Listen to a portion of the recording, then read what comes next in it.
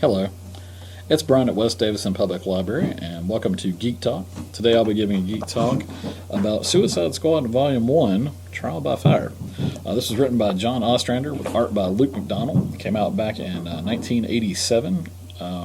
Full disclosure, this is my favorite comic book series of all time. I'm a big fan of supervillains, especially the B, C, and all the way down to Z grade ones. And with a rotating cast of supervillains, this was kind of destined to be the favorite series I would ever read for myself.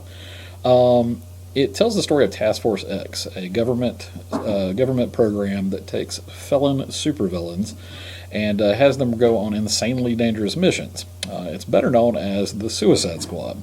And if that name sounds familiar because you've seen the movie, or you've seen them on the TV shows Arrow, or you've seen them on Smallville, or you've seen them on DC animated cartoons or series, that's because this is the series that started it all. The concept was introduced in a DC Comics limited series called Legends, and it was so popular that it was turned into an ongoing series within the year. It also introduced and developed some of the supervillain characters who were not particularly well fleshed out in other titles, and made them far more important characters than they ever were in the original titles. Examples of that include Captain Boomerang and my favorite Batman villain, Deadshot. It also introduced my favorite female comic book character of all time, Amanda Waller. For all those reasons, I obviously cannot recommend it enough. It is violent, it is dark, and by its very nature, it does have a pretty substantial body count. So it's really only appropriate for teen and older readers, but it's also one of the best written comics I've ever read, and it's got some of the best character development and portrayals of supervillains that you'll ever see in a comic. I'm thrilled to tell you that you can find it on ncdigital.overdrive.com. You can also find it on the Libby app. Definitely check it out, and in the comments below, let me know what you too thought about it. Thank you for coming to Geek Talk for what will probably be my most enthusiastic Geek Talk ever. Up next is Wendy, who will undoubtedly probably have a slightly calmer Geek Welcome Talk. back to my Geek Talk. This is Wendy from West Davidson Public Library, and today we will be discussing a fantasy graphic novel. Let's start.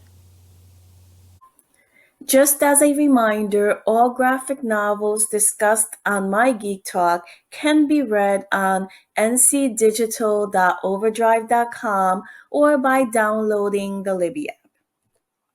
The Case of the Slime Stampede is a graphic novel written by Liam O'Donnell and illustrated by Mike Dees that was published in 2015. In this graphic novel, we're taken to a fantasy world that is inhabited by monsters.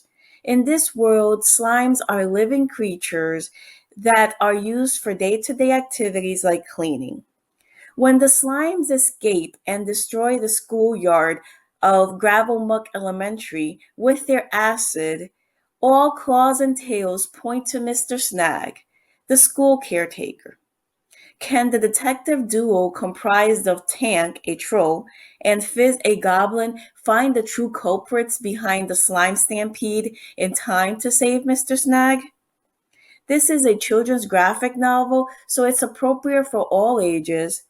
And if trolls and goblins are your thing, then I would recommend this graphic novel to you. Thank you all for joining me today. See you next time.